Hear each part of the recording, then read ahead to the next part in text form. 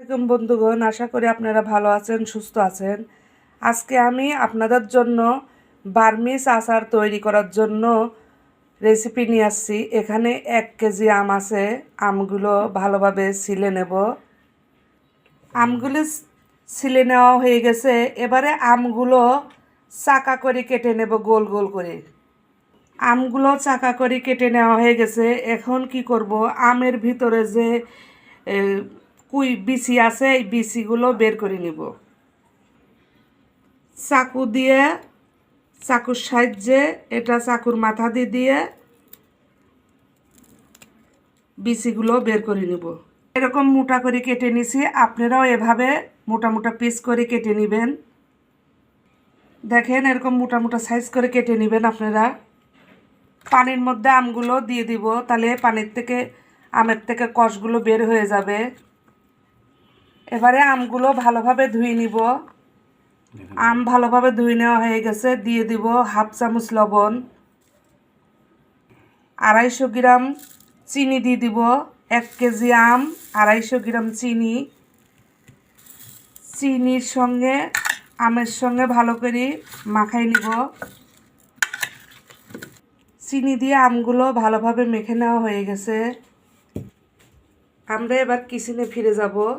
যাইয়ে এখানে মিষ্টি জিরা আছে, অনেকে বলে গোয়ামরি, আর এখানে ডাল সম্বারা আছে, কিছু শুকনা মরিচ আছে। এগুলো ভালো করে ভেজে নেব।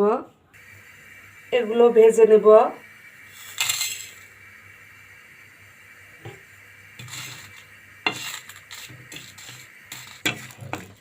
ভাজা হয়ে গেছে। মরিচ, পাঁচফোড়ন এগুলো নামাই নিব। এগুলো এখন ঠান্ডা করে নিব। চুলার উপর ক্যান বসাই দিব। এর মধ্যে আমগুলো দিয়ে দিব। দেখেন, মাখায় রাখার কারণে আমের থেকে পানিগুলো বের হয়ে গেছে। এখন দিয়ে দেব টেবিল চামচের 2 চামচ ভিনিগার।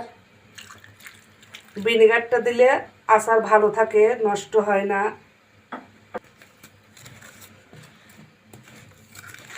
1/2 চামচ হলুদ গুঁড়া দিয়ে দিব। 1/2 চামচ ধনার গুঁড়া, চামচ ভাজা জিরার গুঁড়া। এগুলোতে ভালো করে নেড়ে চেড়ে দিব।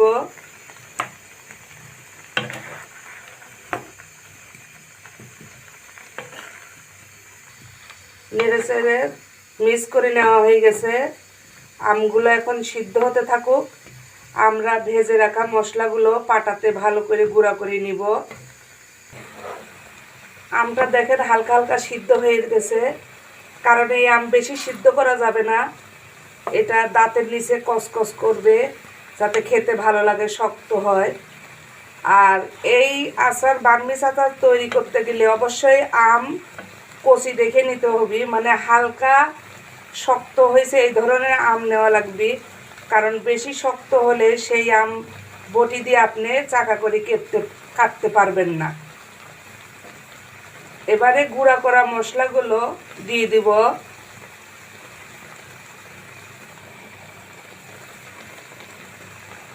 মশলা দিয়ে ভালোভাবে নেড়ে চেড়ের সঙ্গে মিক্স করে দিব।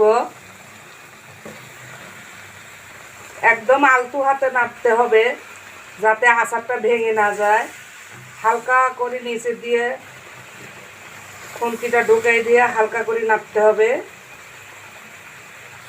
আচারটা তৈরি হয়ে গেছে। এবারে নামাই নিব। এবারে ভালোভাবে ফ্যানের বাতাসে আচারটা 1 ঘন্টা ধরে ঠান্ডা করে নিব। আচার ঠান্ডা হয়ে গেছে। এবারে একটা পাত্রতে ঢেলে নিব। এভাবে বার্মিজ আচার তৈরি করে আপনারা খেয়ে দেখবেন। আশা করি আপনাদের ভালো লাগবে।